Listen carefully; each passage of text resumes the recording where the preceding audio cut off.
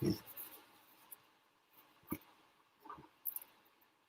morning and welcome to all members of the EU-UK Forum. My name is Claudia Del Pero. I'm the founder and editor of Europe's Free News, an online magazine on citizens' rights in the European Union and the United Kingdom, and on everything related to EU citizenship. It is my great pleasure to welcome you to this event on the impacts of Brexit on the EU free movement of people rules. We were expecting to know a little bit more at this point about the state of the future relationship between the UK and the EU, but let's hope there's going to be more news in the coming hours, maybe even as we speak. But regardless of what will happen, as you know from the mission statement, the EU-UK Forum is designed to be a platform for a constructive and informed dialogue between the UK and its European neighbours. It is non-partisan and it is a space for discussion and exchange of information. And so your insights and ideas and expertise are always welcome. Before we start with the debate, a couple of technical information on how to use the platform. You are watching this session from the stage area of the screen. And on the right-hand side, you have a chat where you can post questions and comments that will be fed through to me. You can also move to the event chat for discussion with the organizers and the participants. Just please remember to use the stage chat to post the questions related to this event. Now, I was forgetting, if you need any help, please contact through the chat Rebecca Mattison, and she's there to help you. Now, I'm very pleased to introduce our speakers. Professor Danuta Hübner, member of the European Parliament from Poland. Professor Hübner has been a European Commissioner for Regional Policy and for Trade, before being elected member of the European Parliament for the Civic Platform, which is part of the European People's Party, the EPP. She has been chair of the European Parliament Regional Affairs Committee and Constitutional Affairs Committee, and member of the Brexit Steering Group. Now she's a member of the Parliament International Trade Committee and the Economic and Monetary Affairs Committee. And within the Constitutional Affairs Committee, she chairs the monitoring group on the implementation of the withdrawal agreement. So welcome. Hello. We also have the pleasure to welcome Jude Kirton-Darling, Deputy General Secretary of Industrial Europe. Hello, a trade confederation representing manufacturing, mining, and energy workers. Until Brexit, Jude was a Labour member of the European Parliament. And also welcome to Jane Goldin, a solicitor and barrister specialized in EU law, who has worked in, in several European countries, and now she is based in Berlin. Jane is co-chair of British in Europe, a coalition of groups created after the EU referendum across Europe to defend the rights of British citizens who live in the EU. So welcome, everyone. Thank you.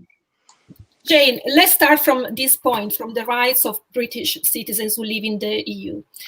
Have their rights been protected by the withdrawal agreement? And if not, what are the gaps? Okay, thanks, Claudia. And the first thing I want to say before I answer your question is that British in Europe has always seen this as a citizens' rights issue. And we work very closely together with our partner organisation in the UK, the 3 million representing EU citizens in the UK. So some of the things that I'm going to say now are actually also relevant to EU citizens in the UK. And I think that's right that we see it in that context. Sure. So the first thing you've asked me is what does the withdrawal agreement actually protect the rights of British citizens in the EU? Well, what the withdrawal agreement does is it covers most of the rights that we have in the country where we live currently. So rights of residence, family reunification, work, recognition of qualifications. And this is, of course, fine for those who have simply moved from one country to another and stayed there. But it doesn't really take account of the complexity of our European lives and families. However, even as regards those rights, like EU citizens in the UK, in around half of EU countries, UK citizens will actually have to make a successful application if they are to acquire the status, however long they have been in the country where they are living. There's also a big issue about implementation, as most EU countries only started implementing their systems in the summer or the autumn of this year, and some are only just starting now. So if we take two of the biggest populations of British citizens in France and Germany, France has started recently implementing and is really gearing up with that, but is a constitutive country, so has a deadline to finish. Germany has just adopted the legislation, is starting up with implementation now. Greece, Romania also are just starting. So, and nearly all of the countries have now adopted the relevant implementing legislation, which is positive. But implementation and monitoring of that implementation going forward is going to be key. And I must say that monitoring is an issue, a key issue on both sides of the channel. For the UK citizens in the EU, it's down to the European Commission, which does make things a little bit complex, as third country national immigration is an area of mixed competency. And so it remains to be seen how robust the monitoring will be by the European Commission. And for example, we're not seeing across the EU, EC delegations working to support UK citizens in the EU in the way that the UK delegation of the EU is supporting EU citizens in the UK. Mm-hmm. So what's not covered, that's any right outside the country of residence. And the key right there, of course, is free movement, but also linked to that, for example, recognition of qualifications. And to date, of course, there have been no barriers at all for those UK citizens who work or provide services across Europe and live and work in the EU. So erection of borders for us is actually going to cause massive problems. If I just give you a few examples, I mean, people working in IT, computer games, or other techie contractors whose living is based on short-term contracts across the EU are going to face problems. I mean, I see a lot of people like this working here in Berlin, millennials under the age of 40. Caterers who work across the EU, people who work in the performing arts and have to move quickly across the EU, obviously musicians. Yeah. So, I mean, this free movement is a very big issue for us. That's also exacerbated by the lack of recognition of qualifications. For example, under the withdrawal agreement, if someone had a specific recognition decision recognizing their British qualification in Germany already before the end of transition, or has started that process before the end of transition, that qualification will continue to be recognized in Germany, but nowhere else in the EU. And that'll be the same, in fact, for a German citizen who went to the UK and acquired a UK qualification. If they don't manage to get that qualification recognised back in their home country in Germany before the end of transition or start the process, they will not have recognition in Germany, and they will not have recognition in any event across the EU, which obviously will affect the free movement rights of EU citizens who have lived and worked in the UK and acquired qualifications there. And then I just want to say very quickly, if I've still got time, 2 general points which I wanted to raise about all of this. It's easy to think that this is a one-off UK Brexit problem. But in fact, 5 million citizens are affected by this, EU citizens in the UK, UK citizens in the EU. And that's more than a quarter of the total numbers of EU citizens who currently fully exercise their free movement rights. And the vast majority of them, both us in the EU and EU citizens in the UK, had no vote in the national vote that decided the removal of these rights. So there is a real issue here about the political rights, and there always has been, of mobile citizens in the EU. And I think that's something that needs to be taken forward for the future. And the second point is the sort of more legal point, I am a lawyer, is how does this all impact EU citizenship? if this is the fundamental status of EU citizens, but has, in this case, been removed at the stroke of a pen, to quote Professor Eleanor Spaventa, on the stroke of 11 p.m. on the 31st of January 2020. Unfortunately, in our view, the law has not moved with the reality of citizens owning their EU citizenship as a personal and individual right, because EU citizenship is still dependent on the relationship between states and state membership of the Union. So that's sort of an overview of where we are with the withdrawal agreement. There's some good and a lot that's missing, that's important to us. So it's not, as some people say, everything is okay, don't worry. No, absolutely not. I mean, for somebody like me who's worked in 3 or 4 different countries, who works cross-border, if I hadn't taken German citizenship, I think it would have made it very difficult for me. I see. Yeah. And that still doesn't get around the professional qualifications issue. Yeah, yeah. So, Jude, following on this, there is, the fact that the UK is leaving the single market, although this is presented as a purely economic service, it has impacts for the citizens' rights chapter as well, because as Jane said, there is the big question on the recognition of professional qualifications, but also practically, we are starting to see, for example, British banks who are closing the accounts of their customers who live in the EU. So there are a very practical impacts for citizens. As this part of the question being raised in the negotiations, I mean, the impacts on citizens deriving from the exit from the single market. Yeah, well, it's lovely to see you all. Is my first comment. I think it's fair to just directly linking on from what Jane was saying, fair to say that in the European Parliament, before the ratification of the withdrawal agreement, we were still raising many of these citizens' rights questions, laying out the gaps that were included. One area which is the kind of interlinkage, if you like, between free movement of people and free movement of services, which Jane didn't mention, but I think is worth highlighting, is frontier workers, who are really the only group of people, those who are travelling backwards and forwards. I know when I was a member of Parliament and getting travelling from Brussels back to Newcastle at the end of the week, I was travelling in many cases with workers in the oil and gas industry and heavy engineering who were working in the Netherlands and going backwards and forwards across the North Sea. Those workers' rights were included within the withdrawal agreement, but they're a very specific group. And actually what's very clear from this whole area is that, the traditional view of trade negotiations and trade relationships has the 4 freedoms of the single market as separate boxes. But when it comes to people, people are key in between the freedom of movement of persons and the free movement of services.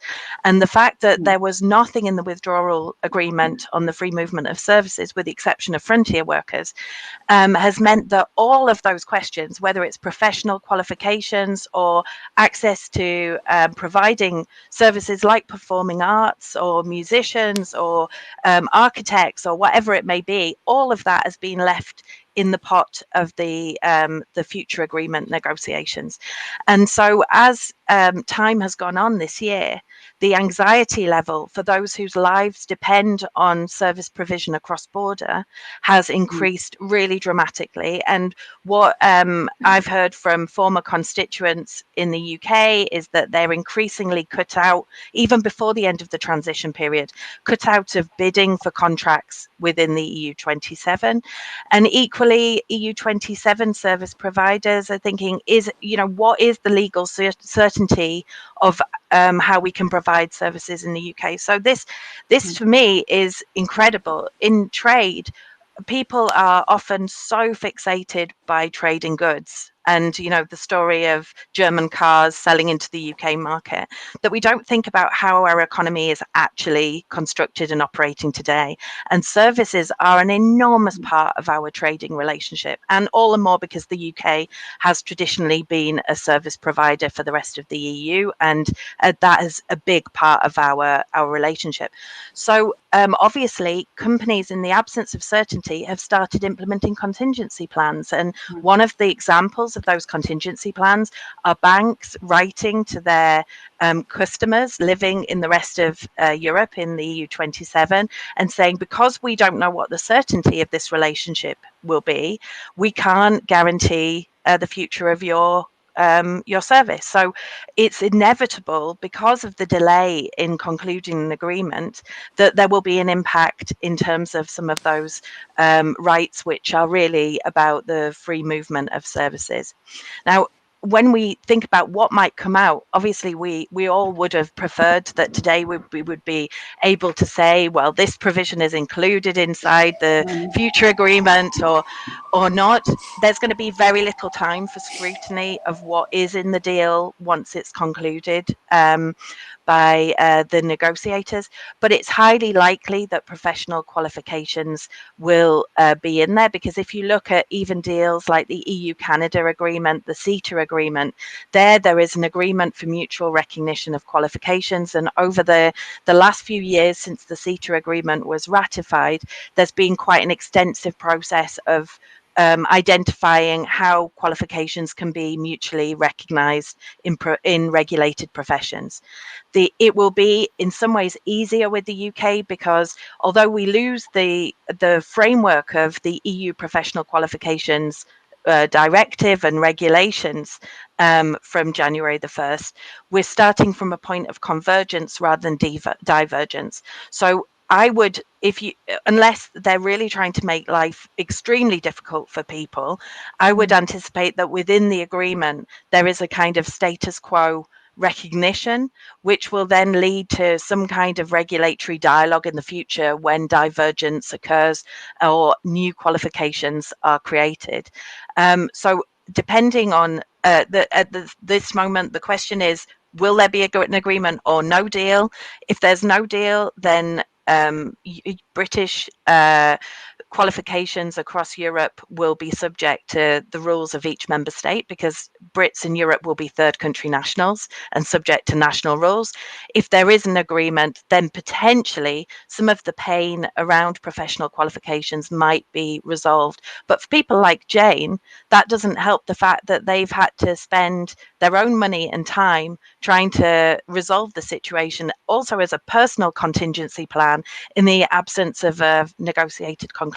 So the fact that these negotiations have lasted right up to the wire has increased the costs for individuals and for companies right across the European Union. And all of this will add to, you know, that the billions that Brexit has cost in real terms already, even before, regardless if there's a hard Brexit, a no deal Brexit, or a slightly less hard Brexit in a bare bones agreement. Yeah, and this also highlight the interconnection between the fact of being EU citizens and having free movement, like full free movement, and the benefits of the single market. These are all interrelated, and this is probably not discussed enough. And for information, I mentioned this in a recent article published on Encompass Europe, so there are more details in there as well.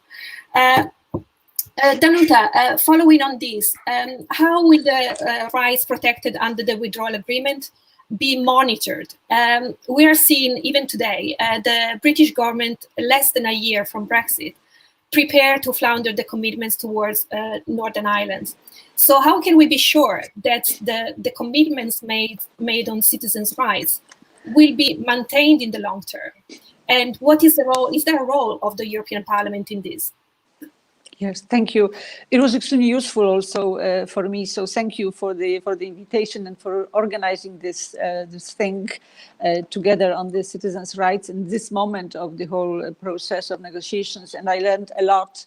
Unfortunately, a lot of those things we have discussed already during the whole process of negotiation, and we have been raising and written orally also with both sides actually negotiating. Not everything was solved, a lot remains. But so I just try to maybe also react to some of the specific things. But let me first maybe say in general, just to remind us all that the citizens' rights have been from basically day one, I can say, of this whole very sad process, the total absolute priority for the European Parliament, and that's why we also, I think, have had a lot of meetings. We continue to have with people who know, who keep their hands on, but also with individuals who were bringing also their real life stories to our discussions when we had hearings, sometimes several committees together. We have now a new parliament, so we didn't manage in those several months of joint functioning. Really, we didn't manage to get know each other, and practically I can't imagine that also with the new parliament, more than 65% new people, that there would be a different attitude to the importance of the life of citizens after Brexit, and that they wouldn't follow the same line that it is not the citizens who should pay for Brexit political decisions. But it's still a lot is ahead of us. Secondly, I would like to say that I would like to answer, sorry, to your question that, oh yes, there is guarantee that everything will be implemented, but you gave the example of something which makes me doubt about that, which was this internal market bill clauses. We are waiting today also to see finally the finance bill clauses, which might add also to the problem rather than find solution. So that's why we just, the only way out of this uncertainty about guarantees, we just have to do everything we can to start with monitoring and then to do further steps. And as you know, we have in the withdrawal agreement the whole clarity on how the whole process of implementing and enforcement should look like. I also had, it's absolutely clear that on the fundamental institutions on the EU side will be the European Commission. So anything that we can channel to the European Commission, the Parliament is always open. We all know about the Independent Monitoring Authority. I just had last week the meeting with Dr. Kate Chamberlain, who is now in charge of making it emerge and start functioning with most likely then a permanent sort of board established as of 1st of January. So there was extremely constructive meeting, and I understand that there's a lot of good faith and kind of loyalty to the citizens in looking for solutions that would make it in UK that would make it really function well. I also met with Wendy Morton, the minister who is for neighbourhood but also for citizens' rights. So she also is fully aware of the challenges of this process. And I think the fact that it's the British side that is looking also for contacts with our side, with the European Parliament, but I understand that the monitoring authorities is also reaching out to the organizations of citizens that we have had contacts with also in the previous in the period of the negotiations of withdrawal. So I understand that there is the goodwill, the intention. Also, if you look at what the joint committee, which is the main structure in the withdrawal agreement, to look at the whole process of first of implementing the agreement and then to enforce it. And also the fact that among the 6 subcommittees, we have also the one specific for citizens' rights that also and that meetings took place in the recent months of those committees and committee and subcommittees. So this gives also a chance that at least there is a platform where the problems, the issues that require, which you mentioned, a long list and in more general terms as well, that we have a platform where we can bring the issues from both sides for joint consideration. You probably saw this joint report on citizens' rights implementation that the joint committee has already issued. There will be more of them, but it's also important that all of us read it and also have comments and see what is really lacking or what is bad by simply not good. If I can reach out to Jane's words. So I think we have institutions, which is important, which is not everything, but it's good that they are there. We have no reason now not to trust their work and but we also have to be active in supporting them, in facilitating their work by bringing also issues, concrete issues. You mentioned, I think it was Jane who mentioned that the European Commission offices do not get involved in member states, because what I forgot to say probably is that we cared equally in the Parliament for the EU citizens in UK and also for UK nationals, as we say, on the EU in the EU 2027, and my understanding is that in theory everything should work because the Commission has got involved, and they sort of allowing each member state to go its own way because of competences. That the Commission has also published the implementing decision, which established a certain uniform format across the EU for the residence document. They also issued this guidance note for the member states to help them correctly implement the citizens' rights provisions. So there is clearly on the Commission put the responsibility for coordinating, for unifying, for seeing that member states do everything that is needed to implement fully the rights of UK citizens in the EU. However, I know all those issues that were mentioned, like this mobility, acquiring the right in Germany and moving across. This was one of the major issues that we have been raising many times with Michel Barnier as well. And it didn't work in the negotiations. It just, I don't know, finally, maybe I don't remember, but I think finally this couldn't get through.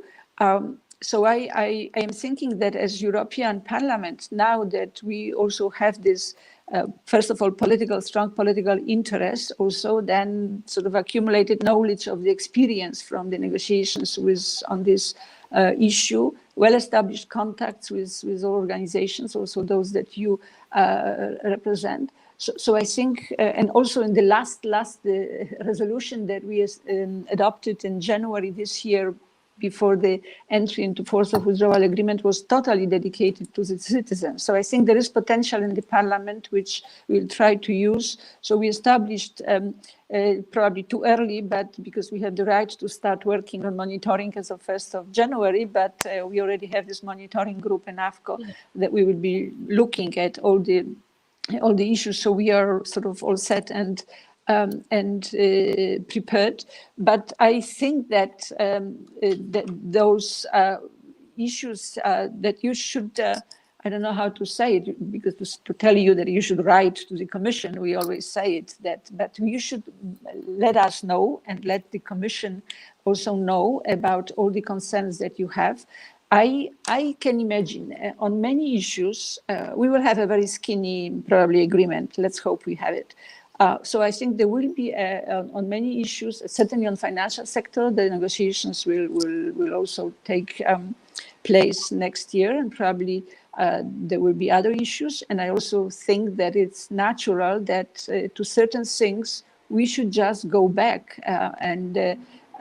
but they have to be really well prepared. We should go back into negotiations on some issues after certain, let's hope, short time, and see how we can, for those missing elements, or for those elements that do not really address deeply the problems that you mentioned, the qualifications, and so that we can do it. And in the meantime, also, wherever we can have also bilateral agreement, like on the voting, for example, in local elections. No? Some member states have already even signed, I think, the agreements with UK. So I don't think it just it's like closed, finalized, and cast in stone agreement. I still think that there will be this living agreement approach as well, because we are, as you say in your documents also, we are having for the first time in the probably history, at least of the West, a situation that so many millions of citizens sort of lose the rights on the cross-border basis. So we'll probably be coming back to this issue, but I thank you very much for all the comments you made. Yeah, thank you. So it's good to know that there is a goodwill on the implementation of the withdrawal agreement, and also that in a way this is just the start of a process where the negotiations will continue on many aspects.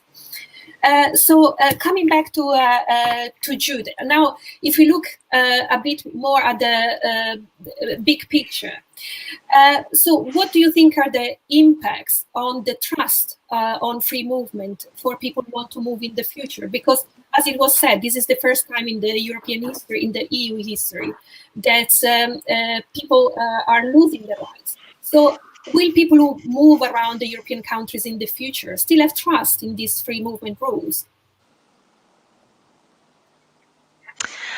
I mean, honestly, I think the debate is really underdeveloped in the EU27 about what has happened through Brexit, partly because the high drama and the kind of high-level political games have dominated rather than actual concrete discussions about what Brexit means in practice for companies or for individuals or whoever. So I think in terms of the British population in Britain, there is actually, even though even there the full understanding isn't clear, but I think there's a far clearer view on what's being lost as a result of Brexit.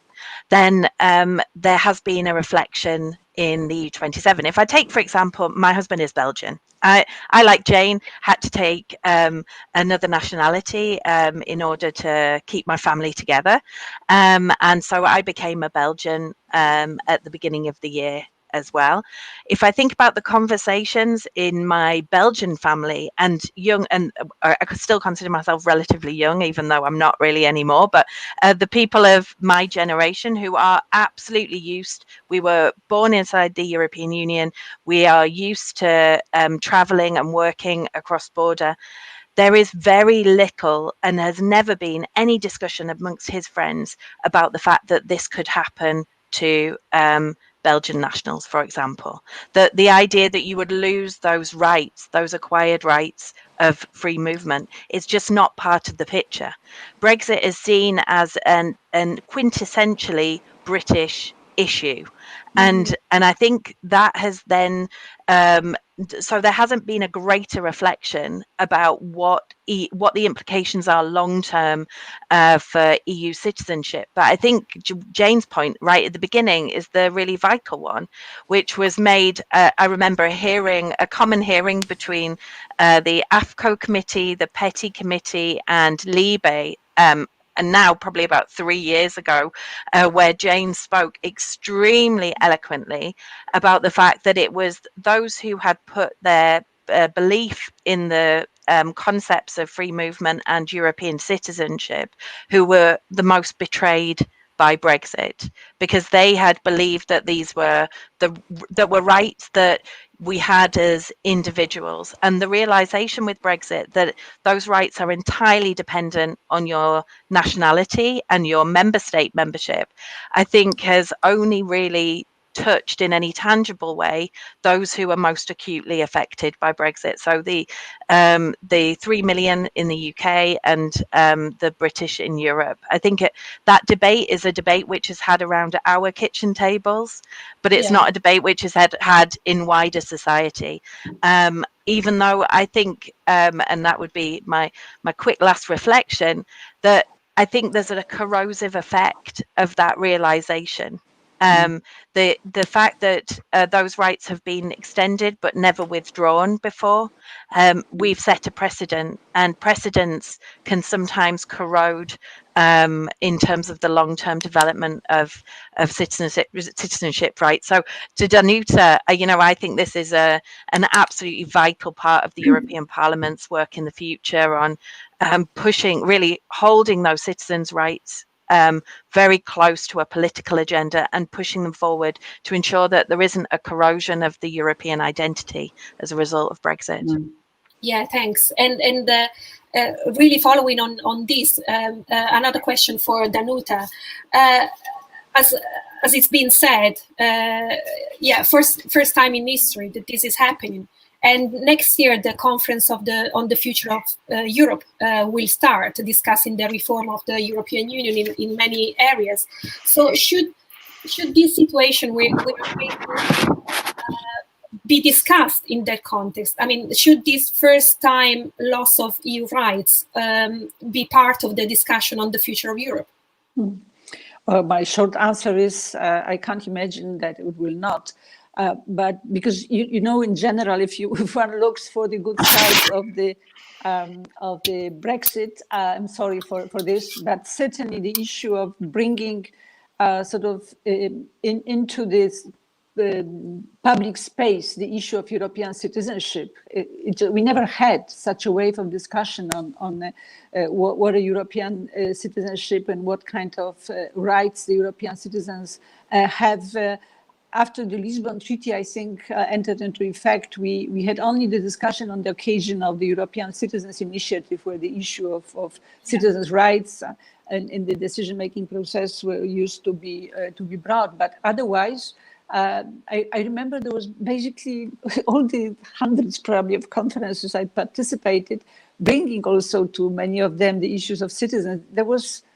It didn't exist like it was so abstract and so unnecessary, I think, for the people that thanks to the Brexit, actually, we started to look at it point by point and see the practical implications and understanding.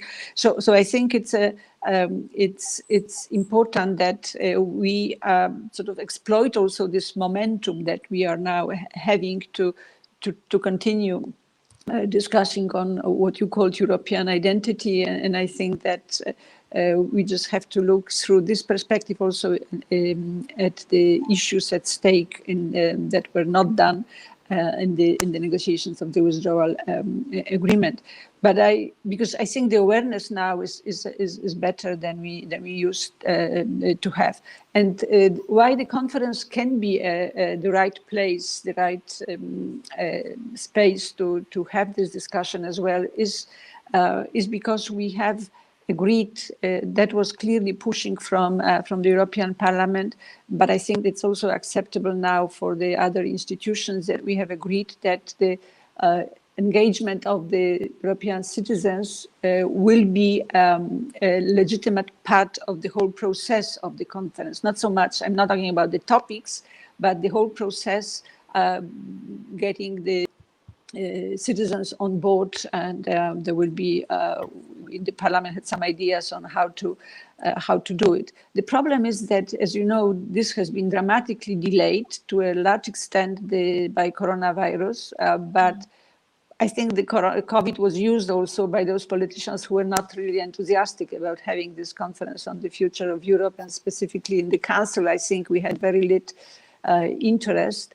Now it looks like we might have still, with the German presidency before the Christmas time, we will have finally the joint declaration signed by the three institutions. Let's hope that it will happen, that we are close, I think, in the Council, which is just sort of leading the team on this. We are close to have finally the main phase for the whole process. I hope we will finalize it as well. And I would like to tell you also that in the Parliament, in AFCO, now we have in preparation, we just had discussion last week, the first discussion. We have the report also being prepared. Daniel Freund and Helmut Scholz are the co-rapporteurs on the engagement of the citizens and some topics are there, I think, as well proposed. So if you there are shadows as well. So if you want to get also in touch with them, maybe, because I think now to have this issue that we discussed today in the conference, we just have to act probably through different channels. You cannot somebody just expect that somebody all of a sudden will impose on everybody this issue. So I think whatever channels you also have to speak to some of the member states, or also to in the parliament, we have started the issue of the citizen engagement. So I think it will not be difficult also to understand that this issue should be brought into the discussion. I can volunteer certainly that I will talk to the colleagues on who are working on the document, or through the amendment phase once the document is, if they don't see the need, through the amendment process. But I think I can't imagine that there will be no understanding of this. So we have to do it, and I think we will do it. But we have to remember also that there will be both happy and unhappy citizens with the Brexit. This will be coming out in the years to come. Because there will be also cases. So it's more than just seeing the general thing. It's also to think how to, I don't know, I just feel like to say we should just increase the level of happiness, try to do everything. But in concrete terms, we have to think how to reduce the number of those cases as well. And maybe the Conference on the Future of Europe could be a step forward regarding the continuation of the negotiations, because if we have a commitment there, then it's also easier, but also could help us to raise awareness of where you can find help, to communication, because communication to citizens is extremely important. And the Belgian case is an example also of the lack of communication. And I fully agree with, I'm sorry, I have to say that because I fully agree with you, Jude, that there is no debate at all. You were very nicely saying that there is less than UK, but basically even national parliaments have not shown clear interest. I remember when I was going to COSAC and trying to impose on them the information about Brexit, there was no interest. And I think now we will be hit by this lack of interest when it comes to the presentation of the result of the negotiations, where all of a sudden member states will start to discover things which were not debated at home. So I think that it's important that the Conference on the Future of Europe could be used also as a channel to make these consequences of Brexit for citizens. When also not only Brexit, I mean Brexit including also the future arrangements, because we are talking about what is covered by the withdrawal agreement mostly, but somebody said already, that the future will also have the impact. Sorry for being too long, but it's such a multiple sort of issue that it's very complex, and but what I'm just trying to say that because it's all what you are saying is very thought-provoking, but we should be also it should be also action-provoking, in the sense that things will have to be done. It will not happen again. I mean, miracles have to be man-made or women-made or whatever, but made. Yeah, thank you. Jane, I'm quickly coming back to you. I see that there are already some questions, and I invite everybody who has more to post them in the chat. So a very quick question to Jane before we start taking the questions. What are the concerns of your younger members? Because they are the ones most impacted, after all, those who maybe will be limited in their movement in the future. And is there a scope to address their concerns, for example, in the upcoming legislation? So the European Commission plans to review next year the directive on the residence of third country nationals. Is this something you plan to work on? Thanks, Claudia, for that question. I mean, and I think it's a really important question about the younger members, and something we've tried to highlight all the way along. First of all, I'd just like to say that I'm encouraged by what Danuta has said about the conference, and also what AFCO is doing, both on citizens' rights and the conference, and wider engagement in the European Parliament on citizens' rights. And I should also say that we do have good contacts with the task force in the European Commission on these issues, and are regularly in contact with them. And I completely agree with what Jude had to say about EU citizenship. I mean, we really feel that what has happened is that citizens have taken EU citizenship far further. I mean, they've taken their rights and done far more with them than the original concept of EU citizenship might have implied. I mean, they've lived these rights, let's say, and no more. You can really see that among the younger members in our population, among millennials, and in fact, millennials across Europe. So the key issue for millennials in our group will be free movement. I've already mentioned that. You know, whereas somebody in my generation, for example, might have lived in 3 or 4 different countries, lived and worked, studied in 3 or 4 different countries.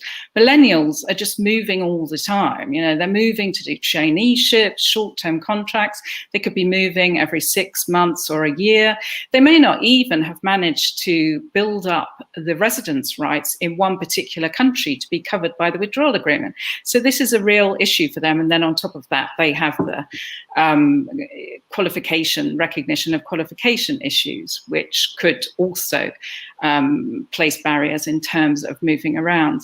I should also say something specific for the even younger people in Gen Z, so those who are school age and university age now, because they've really been affected probably the most directly in all of this, because they're really immediately concerned, worrying about where they'll be able to study and at what price. And students have been having to make difficult choices about, especially during the COVID crisis, about do I move to the country where I want to study because I need to secure rights there, or but I also need to secure rights in the country where I live now and the country which is my home.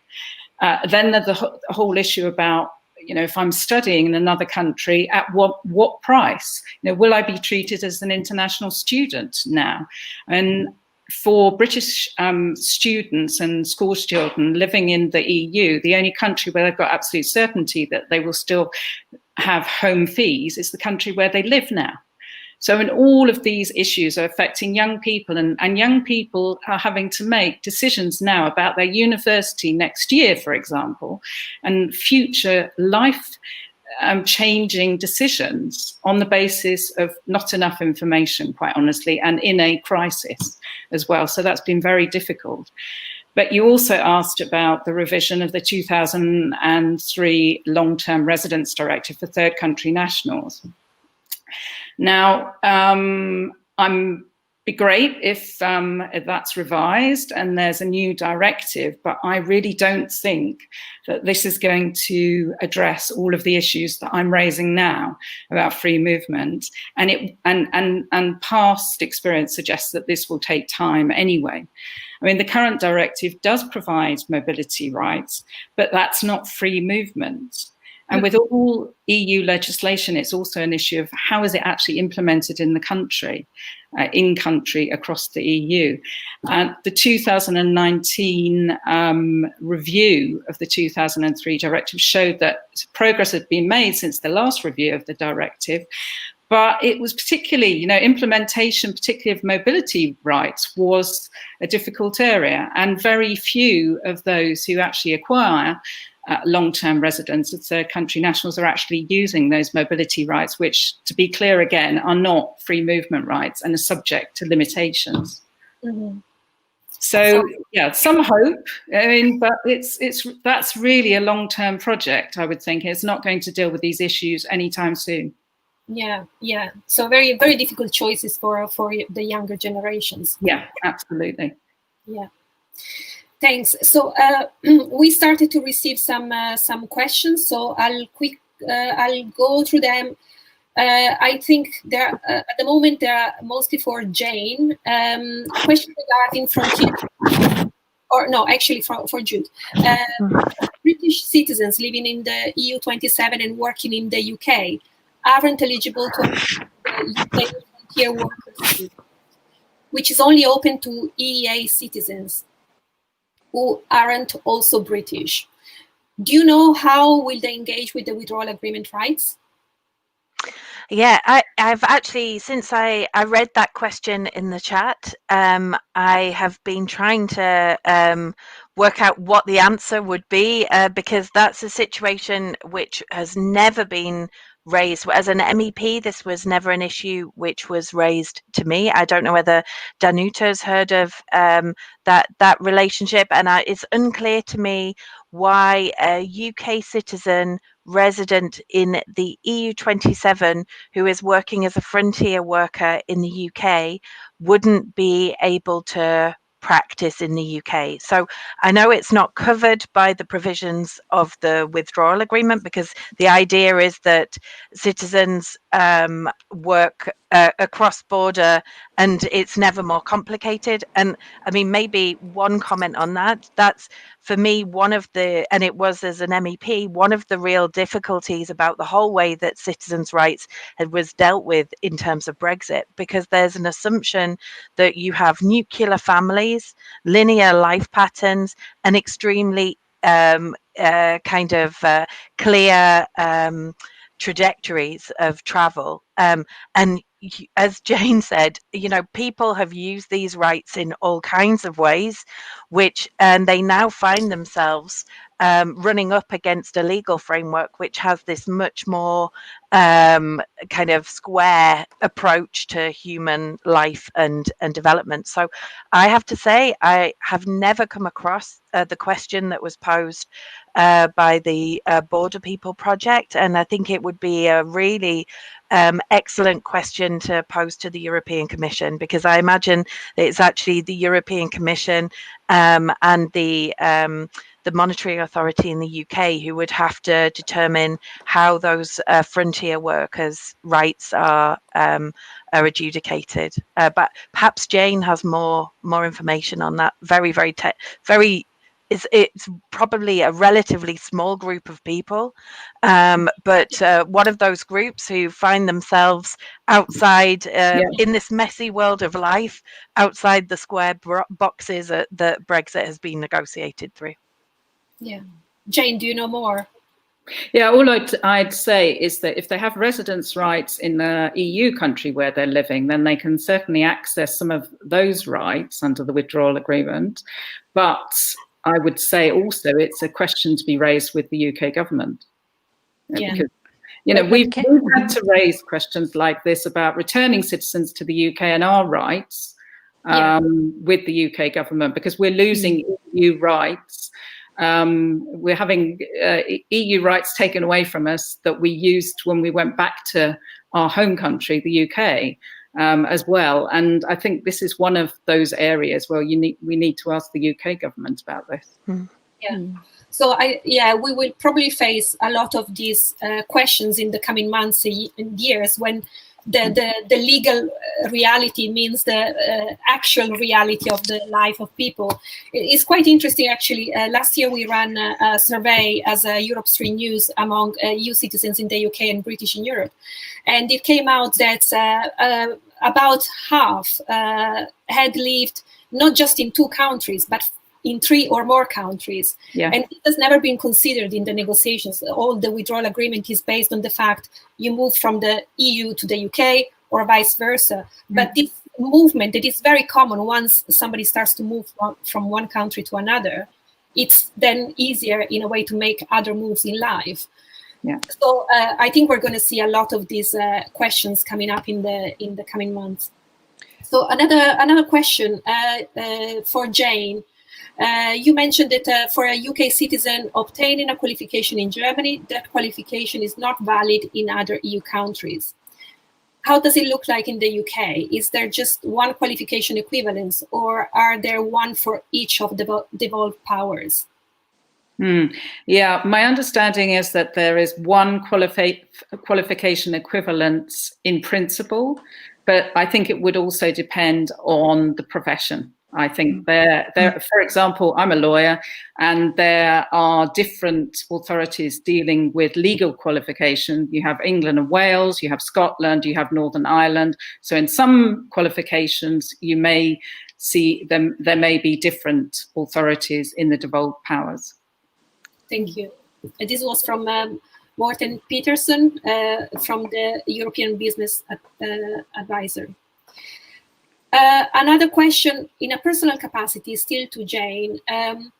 What would you like to see in practical terms to assist citizens and ensure implementation by EU member states of the rights given under the withdrawal agreement? Well, I think at the moment, the key thing is that implementation gets underway and outreach and information across the EU. I mean, I'm sitting in Germany and we've had pretty good information from the German authorities, and we've had events where officials from various different ministries have been involved, and where they've talked about a whole set of different rights. So your working rights, your qualifications, your residence rights. I think we need much more of that sort of detailed information. And I think that was my comment as well about EC delegations. It would be good if EC delegations across the EU 27 could get involved in this information provision process and support process as they are for EU citizens in the UK. Yeah. Can I just say something on this? Sure. Yeah. Because there was one of the main of my questions to Kate Chamberlain when we discussed with the independent monitoring authority the issue of really communicating, making people aware.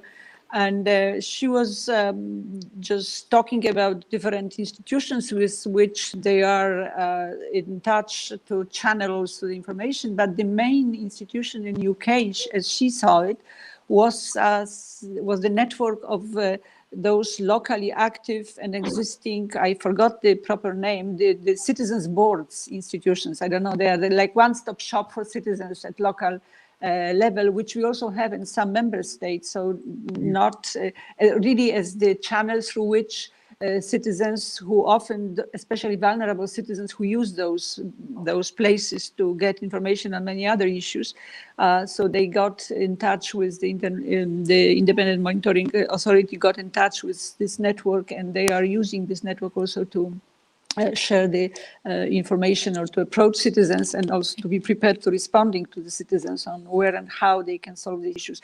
But let me just ask also Jane as a lawyer, because a lot of things are just not forbidden. And I'm just understanding that, for example, the issue of the frontier workers' rights has been a very important one and continues to be very important. Even the Commission, just among those documents, harmonization of the documents, uniformization, they also, this document attesting the rights of the border workers, they also created also a format for it. So are there really just those limits to the rights? So that the one that the question was just like very simple thing, no? This very natural thing is becoming part of the right. So what is the basis of assuming that certain rights are in, certain rights are gone? Is it always explicit reference to which directive doesn't work or which article do not apply here? Or is it not always clear what are the rights and we can assume that these rights exist because they are not banned? Yeah, I mean, I think it isn't clear, but I mean, the rights that are actually set out in the withdrawal agreement have been preserved, and those that are not in there will be dealt with as third country nationals. Yes. And originally, for example, there was actually a provision in the withdrawal agreement that said that British citizens would not be able to provide cross-border services and work across borders. That was taken out because it wasn't necessary, because the positive right hadn't been given, so it wasn't covered. So that would mean that we would then fall back on a mixture of different rules, whatever's in the withdrawal agreement, whatever's in the future agreement, plus third country national rules. So that all gets a lot more complicated. Even now, in terms of our status, we can combine statuses. So we can combine the withdrawal agreement status with, for example, third country national statuses. But that's very complex stuff for the ordinary citizen to understand, especially if they're going to a foreigner's office in the country where they live to make an application for their status. They may not know, oh, actually, I could combine the withdrawal agreement status with an EU blue card, and then that would give me some mobility. But these are questions that are being asked by particularly the younger members of our groups, but a lot of people, because they're so concerned about their mobility rights and their cross-border working rights. Thanks, Jane. If we can take a very quick last question, because we are running out of time. So is there a clear and agreed definition on residency covering all EU countries, and specifically, does having a second home in France count as residency? This is from Paul Matthews, a concerned retired UK national. Okay. Is there a clear and agreed definition of residency covering all EU countries? Yes, it would be the definition under, in principle, it would be the definition under the current Free Movement Directive. The same criteria will apply. And so having a second home in France, unless you're there most of the year, and that really is your first place of residence, it will be difficult for you to fall under the withdrawal agreement. I mean, really, that has to be your main residence. Yeah. Yeah. I think it's worth saying that in France, in terms of residency, property ownership isn't one of the criteria in the French residency system. So Thank you. Unlikely. Yeah. All right. So time is up already. So it's we have to conclude this session, which I think it could continue potentially for hours. But so we have heard that not all rights have been protected, in fact, by the withdrawal agreement. We still don't know what is happening with the future agreement, if there will be one, as we hope. And but there may be opportunities to address more issues in the future legislation. This is only the start of the process, actually, and probably a good opportunity to start this discussion and to make it larger for all EU citizens across Europe is the conference on the future of Europe that will start hopefully. Yeah. So thank you very much, first of all, to all the speakers for this engaging the discussion, and to all the participants in this event. And of course, to the EU-UK Forum for having opened this opportunity. For information, the event will be available on YouTube, and will be the link will be sent by email later. Please don't forget to sign up to the Europe Street News newsletter, where you can find all this sort of information. You can do it from the website europestreet.news. And also to promote us and the EU-UK Forum on social media. That is always very helpful. So a couple of quick information. The next forum events will be in January. There will be one on the European security challenges with Sir Julian King, former European Commissioner for Security Union, and Natalie Tocci, Director of the Istituto Affari Internazionali, in conversation with Michael Peel, EU Diplomatic Correspondent of the Financial Times. You can find more information on the website, and even more information will be sent to you by email. So thank you very much for now, and goodbye. Thank you. Thank you. Pleasure. Bye.